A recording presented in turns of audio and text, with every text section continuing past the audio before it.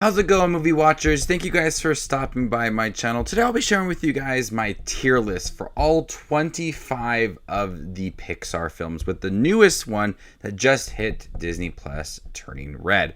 I think I'm going to alternate between doing a ranking video and then doing a tier list for every Pixar movie, because I do like creating new tier lists and ranking videos for like all these big releases, but I just don't want to stick to the same thing over and over again. So the last one I did was Luca, and I did a ranking video, and then I did a tier list for Soul. I'll be doing a tier list and then doing a ranking video for Lightyear. So Tier Maker, we're on tiermaker.com, and we got a tier list of all 25 Pixar films.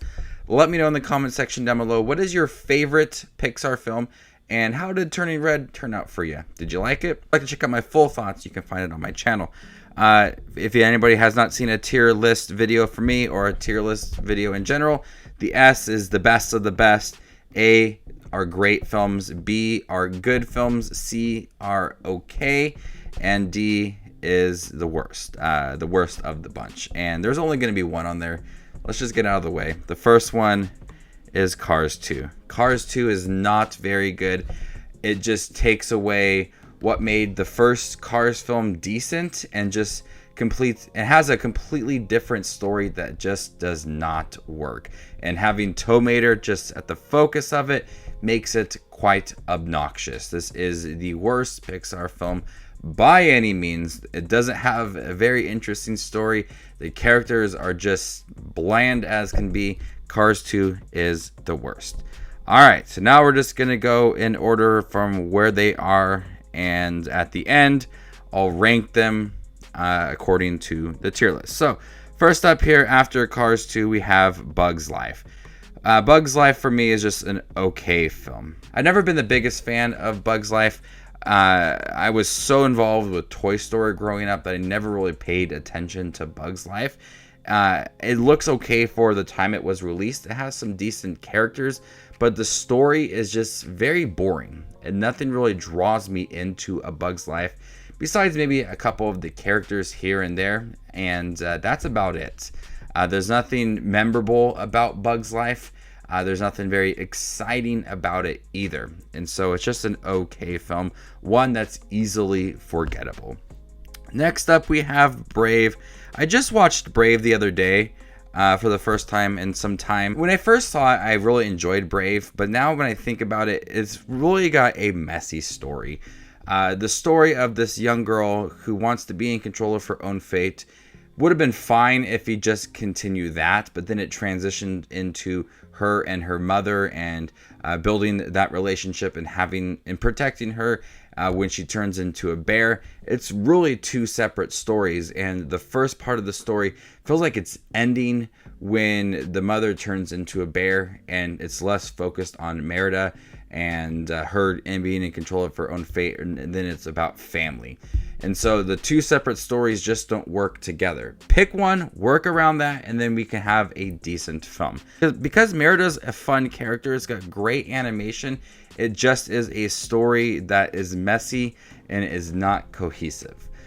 So the next one we have here is Cars. Cars is okay. I just have not been the biggest fan of the Cars franchise. I think Lightning McQueen and Tow Mater are fine characters. They're not my favorite Pixar films. They're not my favorite Pixar characters ever. But this first Cars film, it's just okay. I remember seeing it when it was released, 2005, 2006, one of those years, and just thinking, I'm not impressed with this. They came off of Monsters, Inc. and Incredibles and Finding Nemo and Toy Story, and then we have this. It was one of the more disappointing films for me. It's a very slow story. It really takes its time to have Lightning McQueen appreciate the smaller things in life rather than constantly trying to win trophies and races. By putting him in the situation that he has to fix this road, it gives him a chance to appreciate smaller things and work for something, and it just drags. It's so boring to the point where I just could care less what is going on in this small town, Radiator Springs, and Tow Mater and Lightning McQueen. I just could care less about it. So the story itself is pretty boring. Next up, we got Cars 3. I remember seeing this one in theaters and thinking, yeah, I was pleasantly surprised with it. It's not the best Pixar film. It's just okay. It's more of a personal story for Lightning McQueen, which I did appreciate. Having a chance to kind of redeem himself is the highlight of the film. Much like the first film, it kind of drags at times. It's a bit slow, but I do think that the story of him kind of reaching the end of his career and having less of Tow Mater was a big plus for me in this movie. Next, we have Coco. I really like Coco. Coco is a great film. It is filled with very emotional moments. It's filled with great music, vibrant animation, a story surrounding family, a story about family that's developed so well. Miguel is such a likable character and his journey is very personal. So right there, you're on board with the story, with the animation and the songs and the very emotional end to the film. It is one of Pixar's best films, and one of their better looking. It's one of their best looking films too. The world that Miguel explores, there's so much attention to detail. It just looks so great. This is a film that definitely has grown on me over the years. Next up, we got this one's Finding Dory. Finding Dory is okay. It's not one of their best sequels. We've had multiple sequels over the years, and this one's just kind of forgettable. It doesn't create that same charm from the first film. Marlin and Nemo really take a step back since it is all about Dory and having her find her parents. But some of the new characters in here are pretty fun, like the octopus and her friends from when she was younger. I think they're great additions to the story. But this is one that feels a little bit repetitive with how she is trying to find her parents.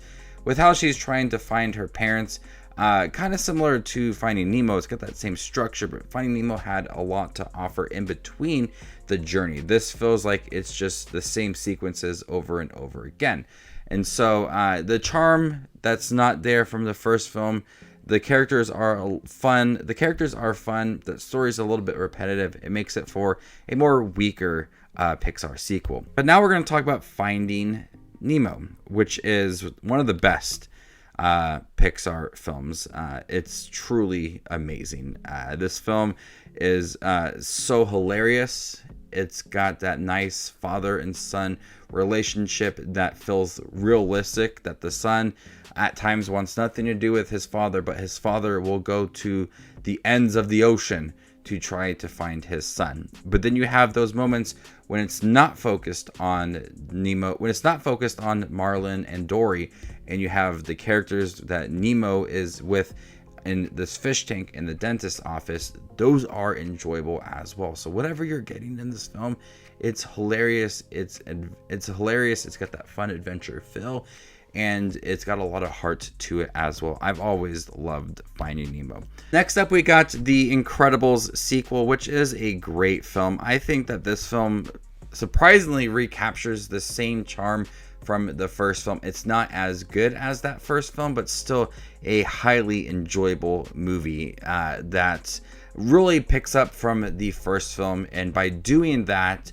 you don't have to play catch up to what is going on in the family's life. It just throws you into the mix right away and offers a lot of new things for this family with Jack's abilities, some other characters that are involved that are just kind of there, forgettable. But I love that it recreated that same charm, the family dynamics, the visuals, the superhero feel to it. It's all intact and just made it for one of the best Pixar sequels. Next, we got Inside Out, which is a great film. Goes here in the A tier. This film has a lot of heart, a lot of emotion, a lot of different characters with different personalities, and they all make up Riley's emotions. And what happens when you take away a couple of the emotions? How is that person going to act?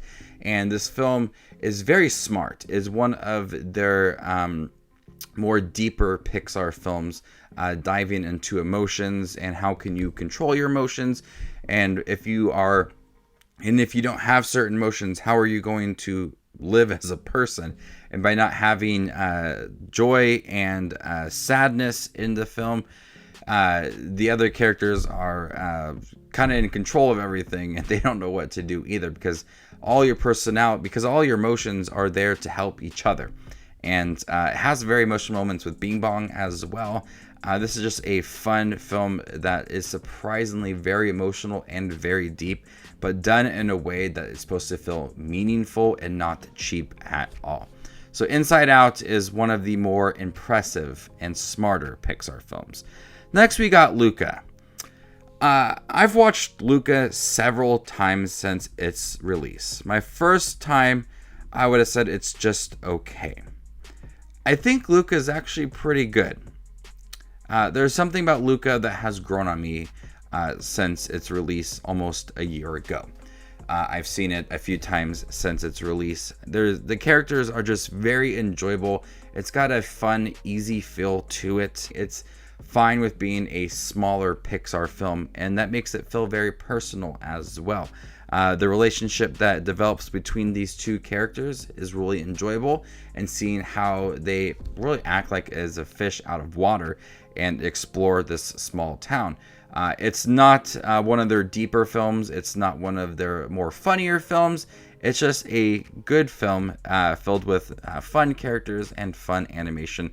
But there's just something about it that has grown on me. If I did a Pixar tier list last year, it would have been down here in the C. But I think I like it. It's a good film. Next up, we got Monsters, Inc. Shoot that straight up there to the S tier. Great. This is an amazing Pixar film.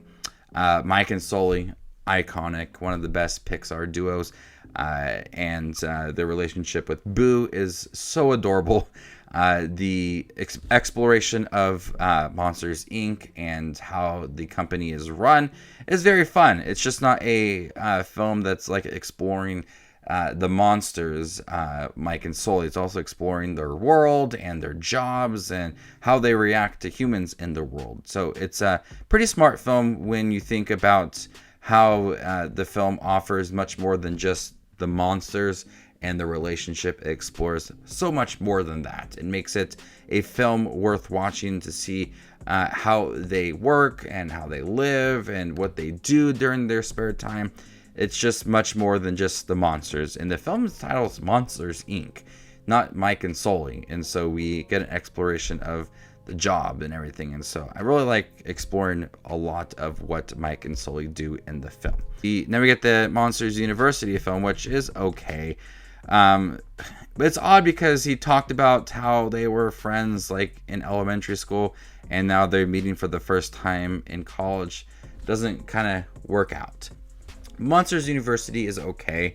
It's kind of similar to Dory, where it's just really forgettable. It doesn't have the same style of humor or the approach to the story that made the first film work so well. It's more zanier and upbeat, which makes sense since it is college and the job is supposed to be more serious in Monsters Inc. But I just didn't really vibe with the dynamics and the story. It's just kind of, even though it's supposed to be fun, I just really didn't care much for it, which is disappointing because Mike and Sully and Monsters Inc. is so much fun. But there's something about Monsters University that's just kind of blah. It's just there. Moving on, we got Onward. Onward is a good film. I was really thrown off by the end of the film in a good way, because I expected one thing to happen and we got something else, and it worked for what it is.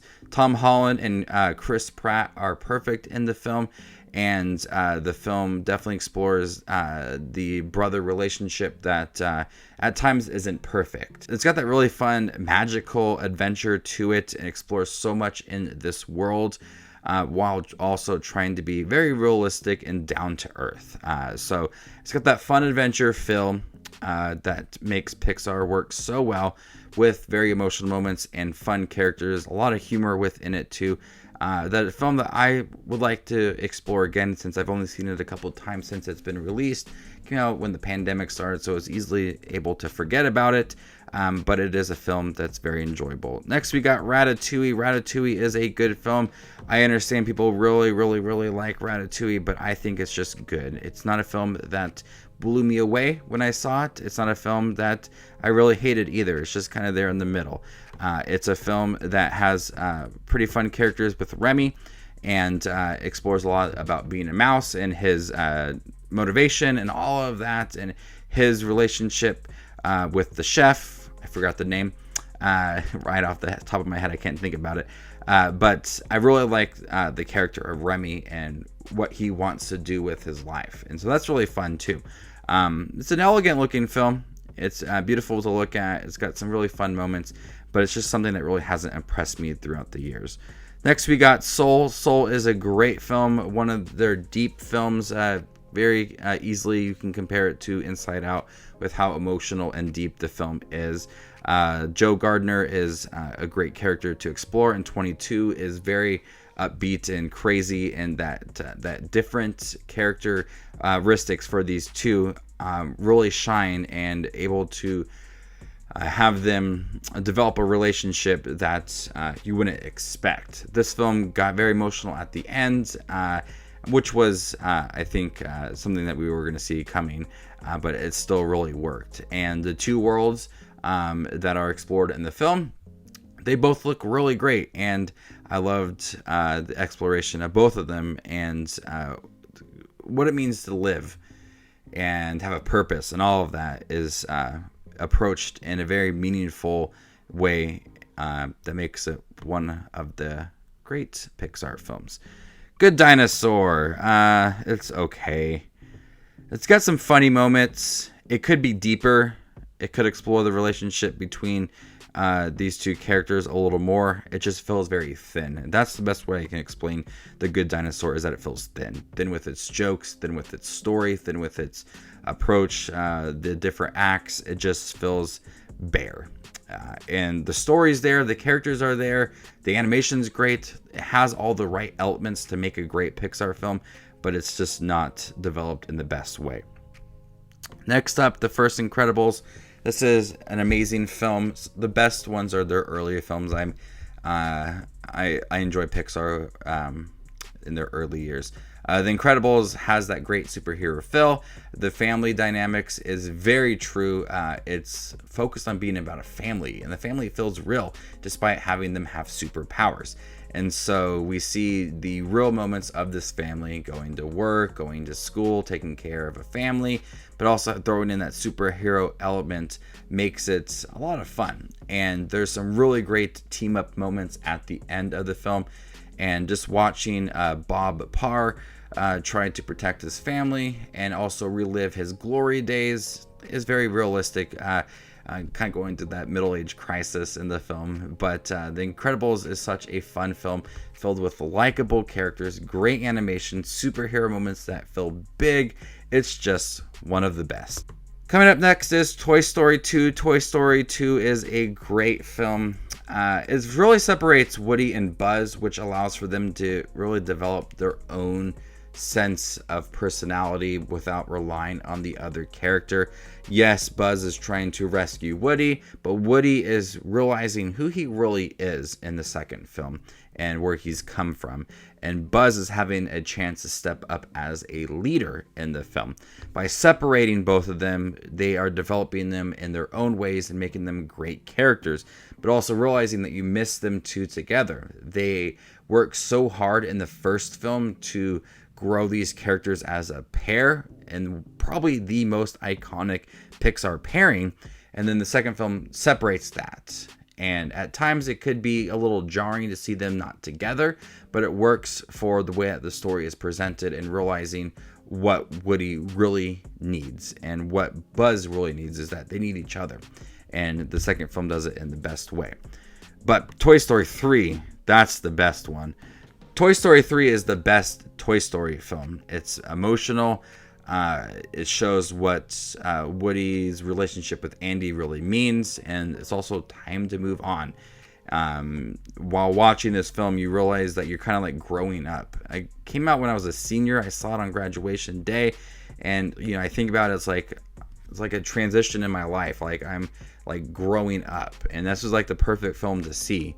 The incinerator scene at the end, and Andy giving the toys away, they're both very emotional moments that made me cry, and filled with the characters that you love, them kind of getting back to that relationship that we saw in the first film, but also looking forward to the future as well. And it's got that nice balance. But unfortunately, Toy Story 4 is just a good film. It's not one of my favorite ones, and I really was excited to see this just because I loved Toy Story 3 so much. But Toy Story 4 just did not work for me the same way. It feels cheaper. It feels like they needed to come up with something new to have another Toy Story film when it really could have just ended at 3. Forky, though, is a lot of fun. And I think he's a great addition to this Toy Story universe. But I know it's all about Woody. Buzz is barely in this film. Woody, it's time for him to kind of like do his own thing.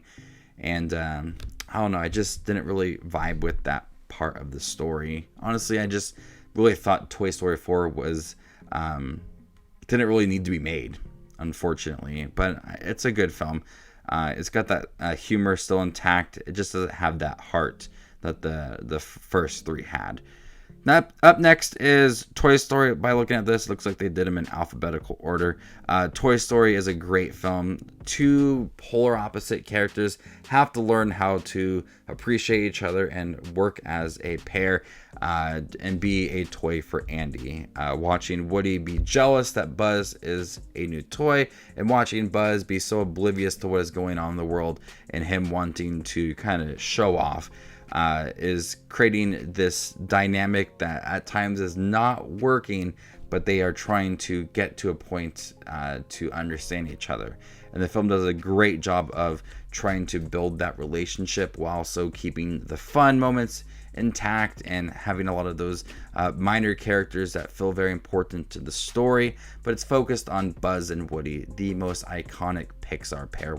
And so I love Toy Story. It's groundbreaking. It still holds up to this day.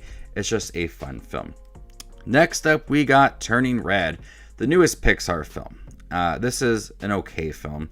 I was disappointed with Turning Red. I thought it was pretty aimless for a good majority of the film. The third act started to pick up with its story, and at that point it was pretty much over, and you just really didn't buy into it. It had the emotional moments set in place, but they just did not work.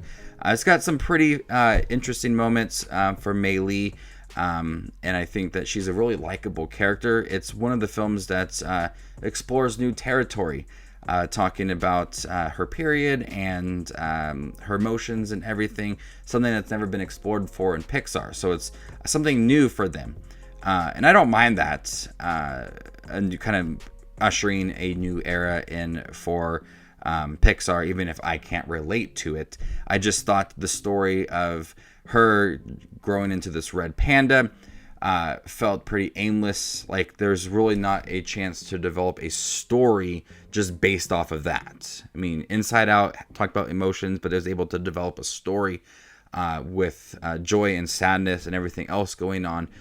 By her turning into a red panda, it's just her controlling her emotions. It doesn't really feel like there's a story developing within that. So it feels aimless for a good like hour and 10 minutes or so.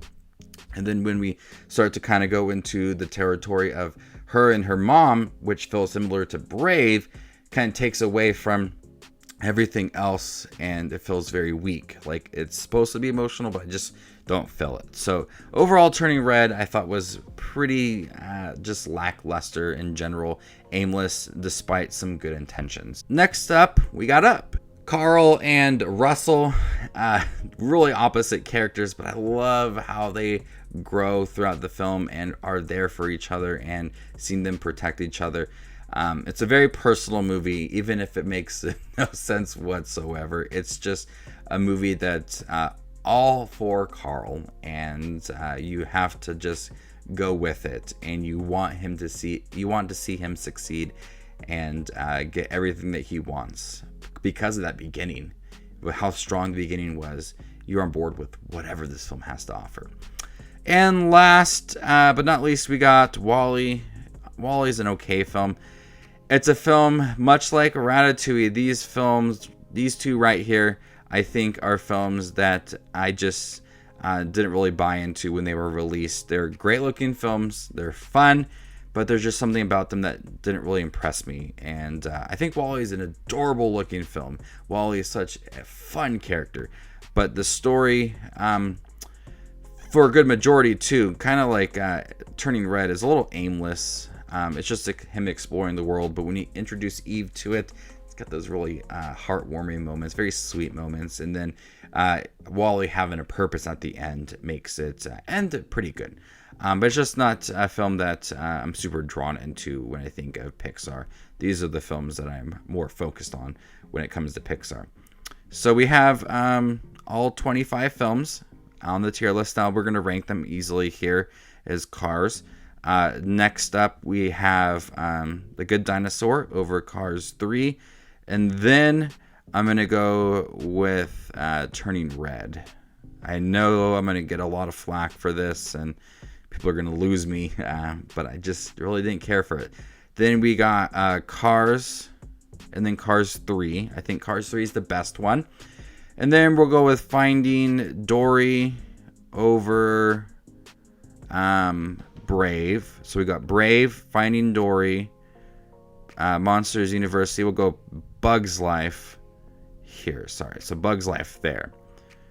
Good Dinosaur, Turning Red, Cars, Cars 3, Brave, Bug's Life, Finding Dory, Monsters University. Then we'll go with Toy Story 4 is fine right there. Then Luca. Then Wally. Then Ratatouille. Then Onward. I think Onward is a pretty decent film compared to Ratatouille and Wally. But Toy Story 4 is the last one on this list. Then we'll go with Coco. I like Soul more than Coco. Then we'll go with Incredibles 2, Inside Out, Toy Story 2. Perfect right there. That's just where it needs to be. Then we'll go with Up. Up is the last one on this list. Then we'll take of these three like staples in Pixar. We'll put Toy Story here just so I can figure that out. There we go. Incredibles, Monsters Inc., Finding Nemo, Toy Story, Toy Story 3. There you guys have it. Ranking of the Pixar films on the tier list. Now we've got Lightyear coming up next. I think Lightyear could be kind of one of these spots here in the A and B. We'll see. It looks like it's a pretty different film than what Pixar's done before, but I'm looking forward to it. So there you guys have it, my tier list of the Pixar films. In June, I'll do a ranking video for the Pixar films. And the next one after that, I'll do a tier list, just kind of break them up a little bit. Let me know, what is your favorite Pixar film? What is your least favorite one? Show me your tier list down below. I'm curious about how you rank all of these Pixar films. And stay tuned for more up-and-coming tier lists and ranking videos just like this in the future.